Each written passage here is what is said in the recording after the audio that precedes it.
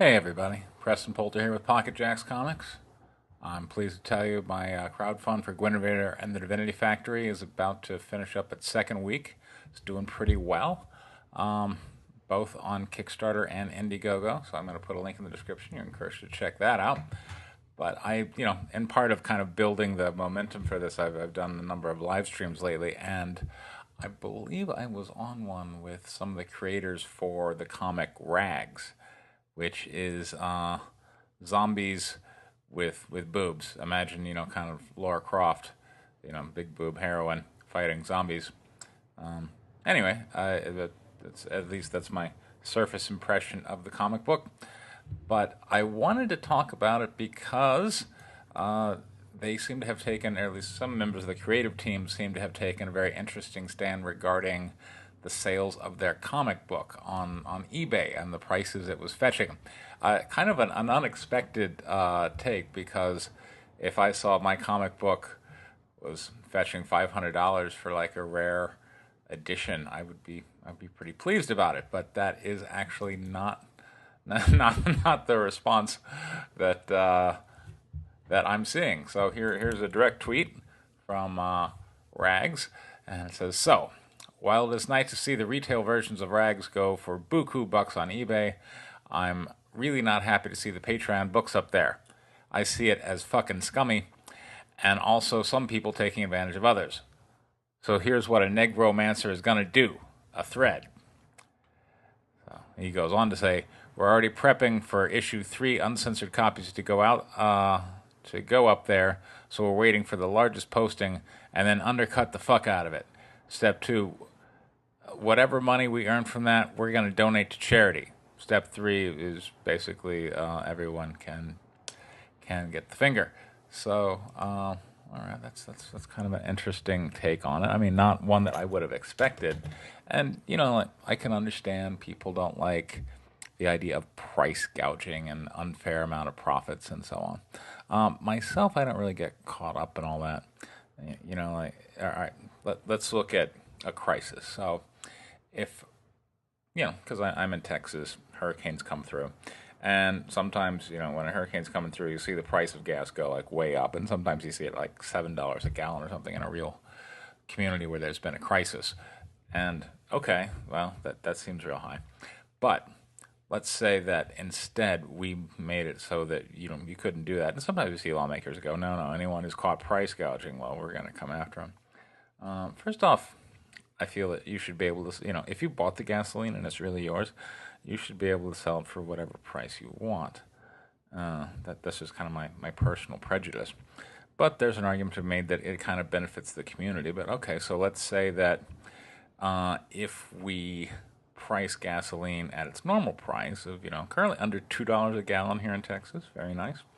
And in a hurricane situation, just the gas station goes out of gas, boom, because it held it there at what the market rate was before, and now they're out. And so the question becomes: would you rather have gasoline available but expensive, or cheap and unavailable? And myself, I'd rather have gasoline be available but expensive in a crisis situation. So, I'm not. I don't really make war on people who are making a profit. I don't get involved in what an excess profit is. I mean, it doesn't really concern me that much. I certainly don't lose any sleep about it. But we're not talking about gasoline or life-saving medicines. We're talking about comic books.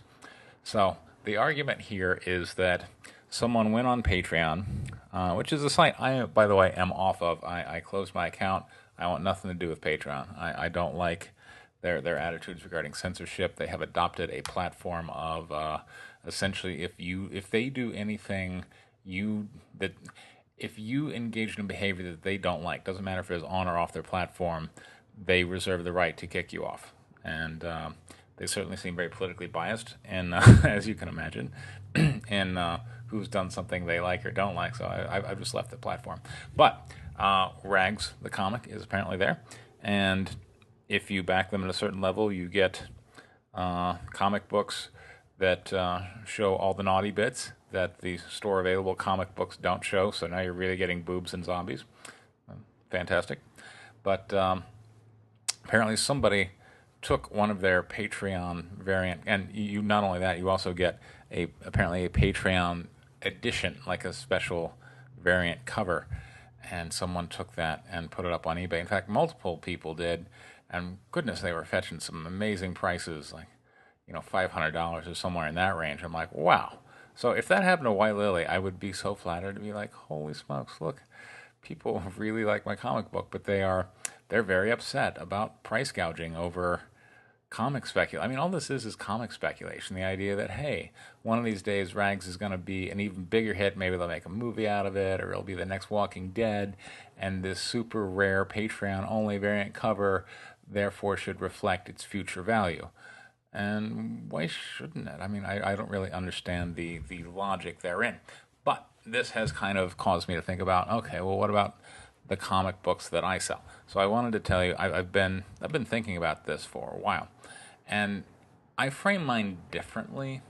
Most indie creators, like Rags, are they're just numbering the comic as though it's going to be an unlimited series. Rags 1 through infinity, and then whenever one day the series just gets discontinued, well, that'll just be the last edition, whatever it is. I have kind of a different philosophy about it. I publish them in essentially a mini series at a time. So White Lily, for instance, is 1 through 5. Guinevere and the Divinity Factory is 1 through 5. And that's a commitment I'm making with you, the audience. I'm like, look, regardless of whether I have a comic book sell or don't sell, I'm going to continue to tell the story.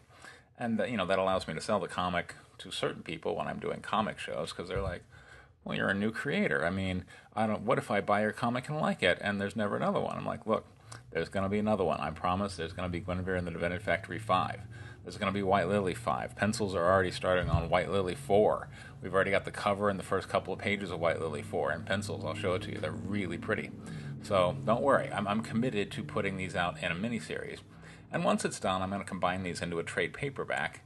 And that's what I'm going to start selling at shows. And I started thinking, at that point, there's no reason for me, for instance, when White Lily is done in a trade paperback form, I don't really need the floppy, comics anymore for White Lily. So, once I'm done with it, I'm kind of going to get out of the White Lily comics business and then enter the White Lily trade paperback business. And all you lucky dogs out there who bought White Lily floppy copies are able to go up on eBay and go check it out. I've got White Lily 1 and 2, Kickstarter only variant covers. And hey, let's say you get $1,000 each for them. More power to you, my friend. Fantastic. That is not going to sponsor me in any kind of rage to want to go on eBay and undercut you. Look, I want to encourage a healthy speculator market because it's good for me. I don't need to be out there participating in the $1,000 sale on eBay or $500 sale on eBay. I'm just happy to sell you guys a comic for $5, or sometimes, for instance, right now, if you back Guinevere and the Divinity Factory and you want the White Lily variant cover, I'm selling it to you for $15. I don't need to sell it for $1,000. If you buy it for $15, and then a year from now, when I got the trade paperback and I'm not even doing White Lily variant covers anymore, and you sell it for $500, more power to you. That I'm pleased as punch about that kind of stuff, and I don't even understand why anyone would be mad. I would just take this as a huge compliment. So, my advice to the Rags creative team: calm down. Really, let people make money. Who's really to say who's getting ripped off? Was the transaction free of coercion, right? I mean, it's not like the guy on the receiving end needed a life-saving medicine. Like, this is a comic book. He was free to buy it or not buy it at his choosing. And multiple sales seem to have gone down around the $400 or $500 range. Hey, guess what? That seems to be what your comic book is worth. Fantastic. Take it as a compliment. I would be hugely flattered. You should be flattered. Don't be so angry all the time. Anyway, so that's me. Meanwhile, I would encourage everybody. White Lily, one day, I believe, is going to be a very valuable property.